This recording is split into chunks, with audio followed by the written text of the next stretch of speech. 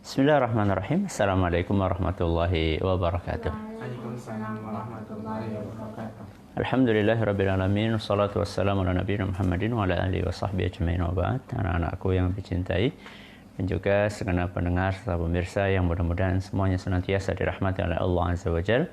Alhamdulillah kita masih bersama kuliah subuh online dengan tema generasi milenial ideal. Kali ini kita akan memasuki wasiat yang keberapa, Nak? Yang ke-13 di halaman berapa maksud sama? 41. Halaman 41. Masih ingat wasiat 12? Masya Allah, jagalah salat sebelum terlambat. Gimana, sudah menjaga salat belum? Sudah. Alhamdulillah. Sekarang wasiat yang ke-13. Selalu mengingat akhirat. Selalu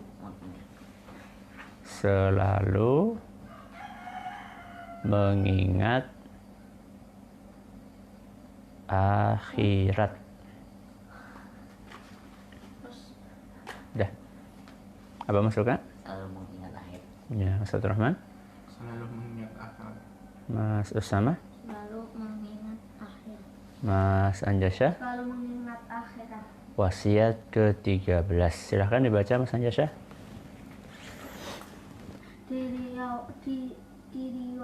Diriwayatkan dari Robi'ah bin Kulsum bahwa beliau mengatakan Al-Hasan Al-Basri memandang kami dan kami dikelilingi oleh para pemuda. Lalu Al-Hasan berkata, Ya ma'syarus syabab, amatang takuna ilal huril ain. Wahai para pemuda, apakah kalian tidak merindukan bidadari yang bermata elok? Lanjut Mas Ukasha. Ini adalah pengalihan yang bagus dari Imam Al-Hasan Al-Basri yang mengingatkan para pemuda tentang kenikmatan surga dan segala kelezatan beserta kebahagiaan di dalamnya, termasuk diantaranya bidadari-bidadari yang bermata elok dan cantik jelita, al-hur, al-ain, al-hisan. Ya, Mas Rahman. Hal ini dapat memperbaharui semangat dan kerinduan kepada surga beserta kenikmatan di dalamnya. Apabila hal ini terdapat di dalam hati seorang pemuda, maka dapat mendorongnya setelah taufik dari Allah, tentunya untuk bersungguh-sungguh dan berusaha di dalam beramal untuk akhirat. Ya, Mas Usama. Allah berfirman, وَمَنْ أَرَادَ الْآخِرَةَ وَسَعَى لَهَا سَعْيَهَا وَهُوَ مُؤْمِنٌ فَأُولَئِكَ كَانَ سَعْيُهُم مَشْكُورًا. Dan barang siapa yang menghendaki kehidupan akhirat lalu ia berusaha dengan sungguh-sungguh sedangkan ia orang yang beriman, maka mereka itulah orang-orang yang usahanya dibalas dengan baik. Al-Quran Surat Al-Isra ayat 19. Ya, bagus. Ini adalah wasiat yang ke-13. Dari siapa ulamanya, Nak? Al-Hasan Al-Basri rahimahullah. Bagus. Siapa Rabi'ah? Yang meriwayatkan nasihat Imam Al-Hasan Al-Basri ini.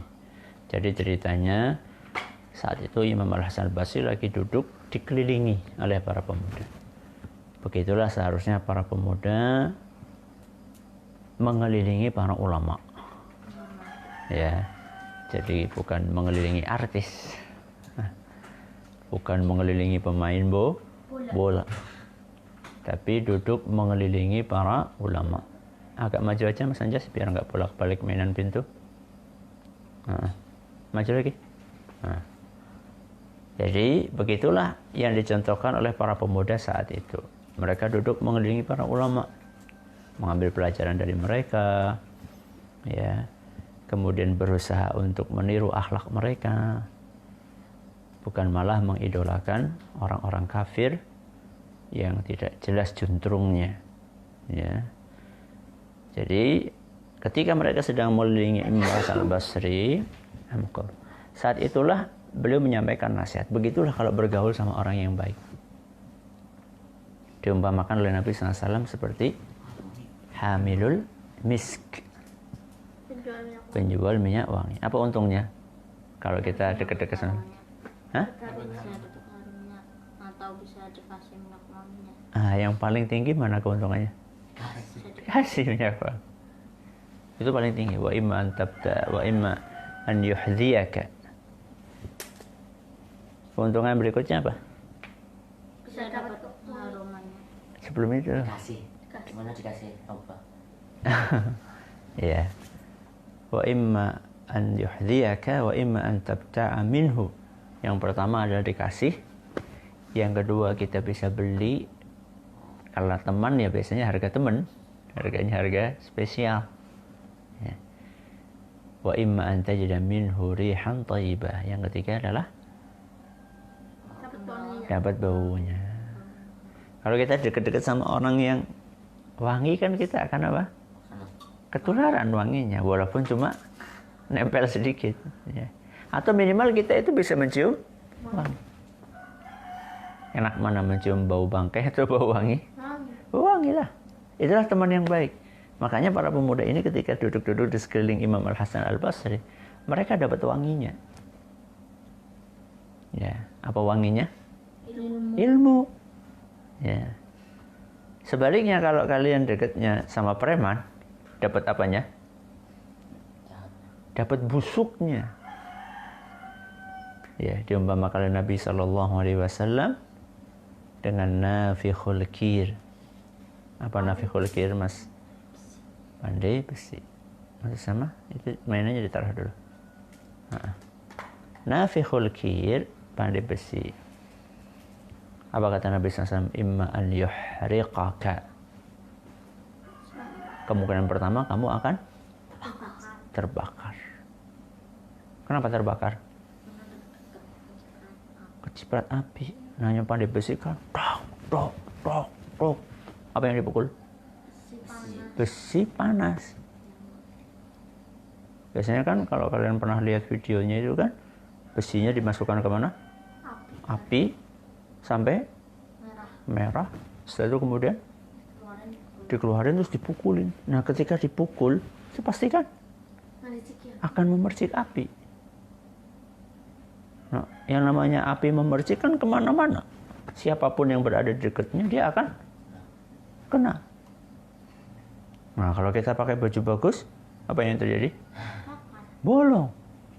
Keluar dari situ dalam keadaan baju bolong. Ya sudah kalau kayak gitu saya nggak mau dekat-dekat, saya jauh aja, tapi tetap berteman.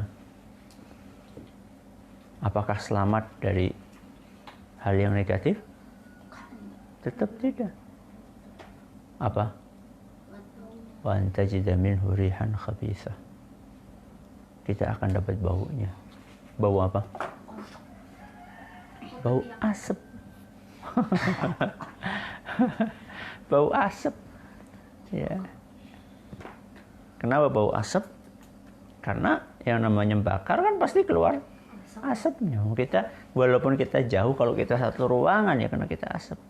Begitu pula ketika kita bergaul sama anak-anak yang gak bener. Anak yang sukanya ngerokok.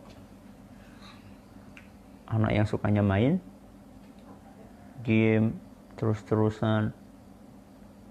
Itu akan ketularan. Kebakar bajunya bagaimana umpamanya? Kalian jadi terpengaruh untuk meninggalkan sholat misalnya. Atau minimal mengundur sholat karena lagi asik-asiknya. Itu berarti sudah terbakar apanya? Bajunya. Enggak, saya tetap apa namanya? Tetap bisa tepat waktu sholatnya. Apakah pasti selamat? Belum. Kalian akan kena asapnya.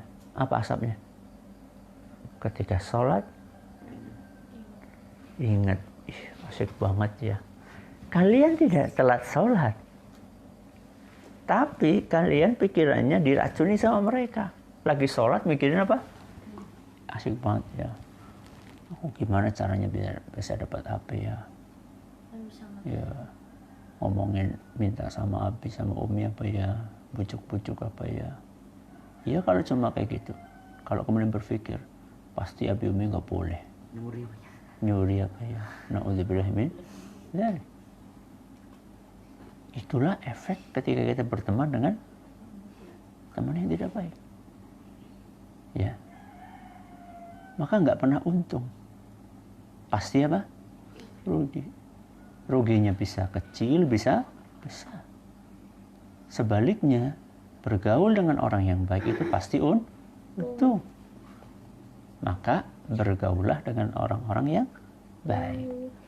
Nah, Imam Al-Hasan Al-Basri kasih nasihat apa? Ya ma'syarasy syabab, wahai para pemuda, ama tashtaquna ilal huril ain? Apakah kalian tidak merindukan bidadari yang bermata elok? Bidadari itulah salah satu makhluk yang Allah sediakan di mana? Di surga. Berarti Imam Al-Hasan Al-Basri ini sedang mengingatkan para pemuda dengan surga. Kenapa diingatkan dengan surga? Karena itulah motivasi kita. Salah satu motivasi utama kita mau capek adalah kita pengen dapat surga. Sholat 5 waktu, tepat pada waktunya. Bahkan sebelum sholat sudah apa? Siap. Pagi-pagi, ngantuk-ngantuk, bangun. Lapar-lapar, panas-panas, apa? Puasa. Capek nggak? Capek. Kenapa mau capek? Karena kita pengen dapat surga. Dan itu tidak seberapa capeknya kita dibandingkan dengan kenikmatan yang Allah sediakan di surga. Ya. Itu salah satu motivasi terkuat kita. Kenapa kita mau? Ya. Kenapa kita mau capek? Kenapa kita mau menahan nafsu kita? Ya. Karena perjuangan kita itu tidak lama. Paling bisa jadi ada di antara kita yang berjuang sampai 17 tahun. Maksudnya sekarang 16 tahun. Mungkin sampai 17 tahun. Tapi juga mungkin sampai 60 tahun. Mungkin sampai 70 tahun. Rata-rata kita segitu. Ketika kita mau capek dalam usia belasan atau puluhan tahun itu, maka Allah akan mengganjar kita dengan apa? Surga. Berapa tahun? Khalidina fiha abada. Selama-lamanya. Ya. Karena kita tahu bahwa kita akan menikmati kenikmatan yang jauh lebih nikmat, maka kita mau meninggalkan hal-hal nikmat yang diharamkan oleh Allah di dunia ini karena kita tahu itu tidak ada apa-apanya. Nah sekarang yang jadi pertanyaan, pernah lihat surga enggak? Hah? Pernah? Terus kenapa percaya? Karena Allah yang berfirman. Terus kenapa kalau Allah menyampaikan? Allah nggak pernah bohong. Allah nggak pernah bohong. Walaupun kita nggak pernah melihat surga, tapi kita yakin surga ada. Itulah namanya beriman dengan hal ghaib. Apa artinya Mas? Ukasyah ghaib itu? Apa?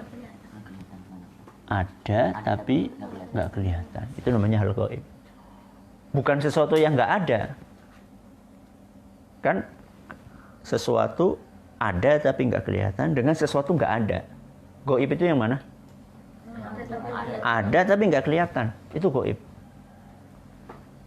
Ya.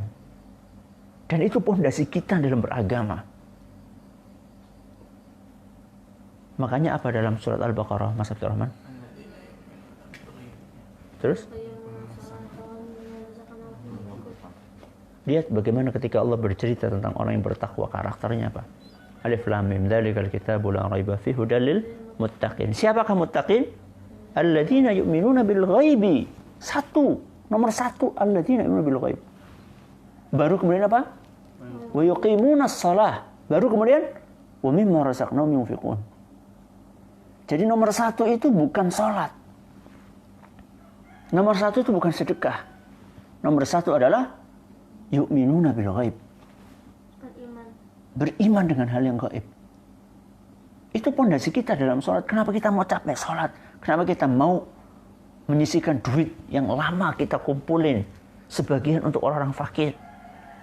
Karena kita yakin dengan hal yang gaib. Hal yang gaib itu, yang paling gaib adalah Allah Azza wa Jalla. Setelah itu kemudian ada surga, ada neraka, ada malaikat, ada jin, ada setan. Ya. Kita yakin itu semuanya ada. Ya. Dan kalau kita berjuang seperti itu, maka Allah akan balas. Pasti Allah akan balas. Ya. Apa ayatnya di sini, Mas Abdurrahman?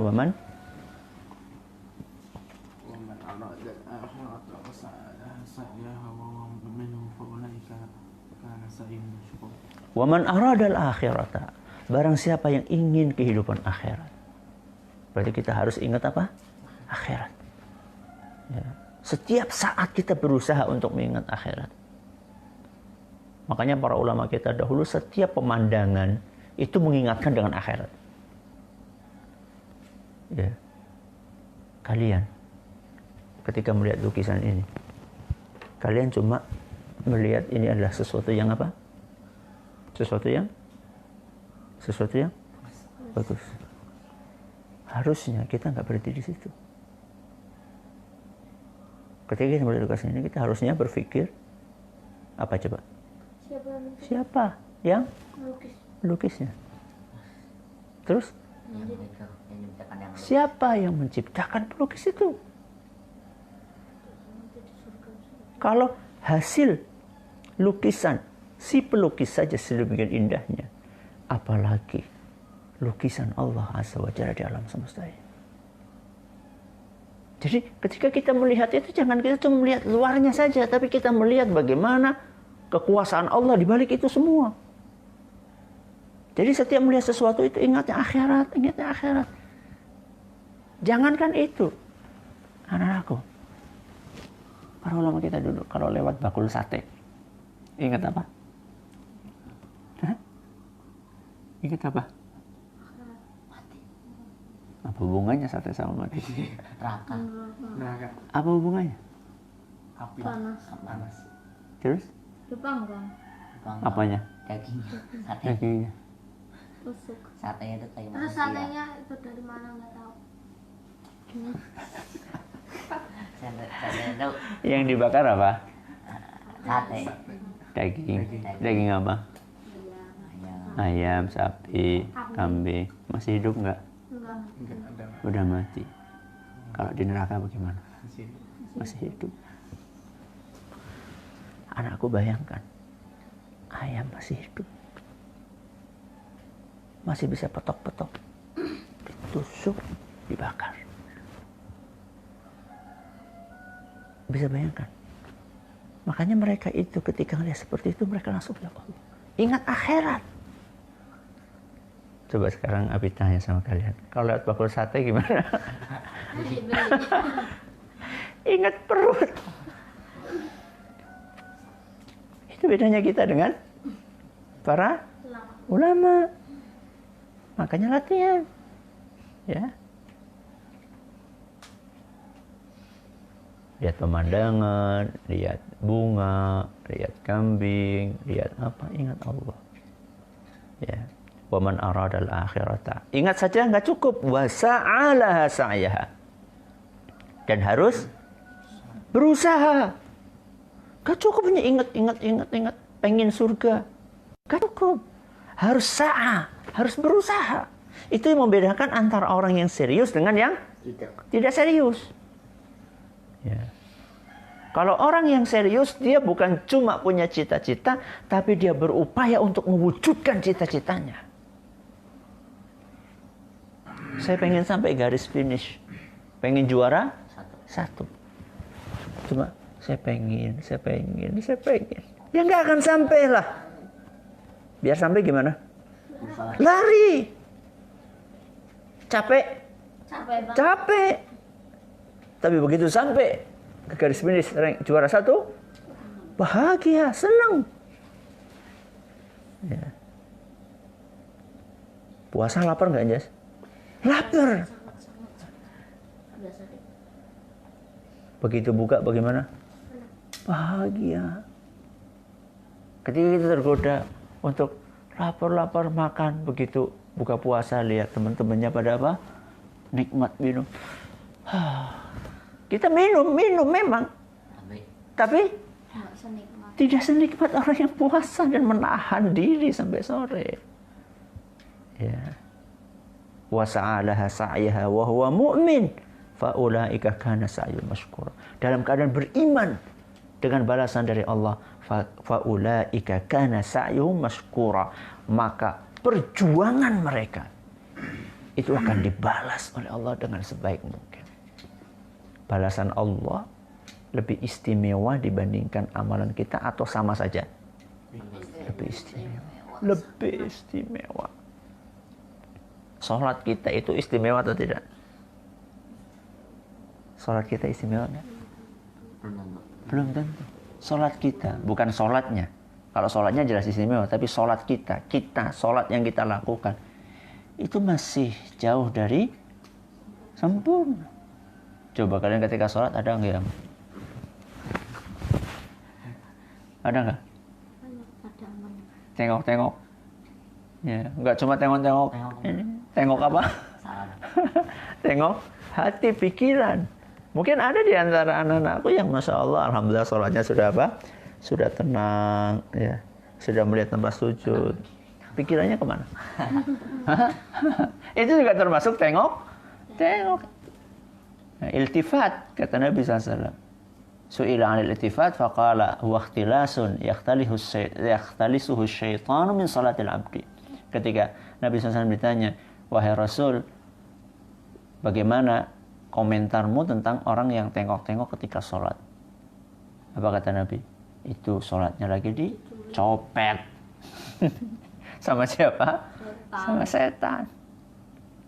Ya. Dan tengok-tengok kata para ulama bukan cuma tengok-tengok mata, termasuk tengok-tengok apa? Pikiran, hati. Ketika sholat malah mikirin tadi baru baca apa, dipikirin. Ya, baru baca cerita apa, atau baru nonton apa. Ya. Atau habis sholat mau ngapain, coba ketika sholat sudah, nanti habis sholat mau nguras kolam. Kasih makan lele. Lagi sholat bikin lele. Ya. Itu termasuk sholatnya lagi dicopet. Jadi nasihat yang ke-13 selalu mengingat apa? Akhirat. Mudah-mudahan bermanfaat. Wallahu ta'ala a'la wa alam. Mari kita tutup dengan membaca doa kafaratul majlis. Subhanakallahumma wa bihamdika asyhadu an la ilaha illa anta astaghfiruka wa atubu ilaik. Wassalamualaikum warahmatullahi wabarakatuh.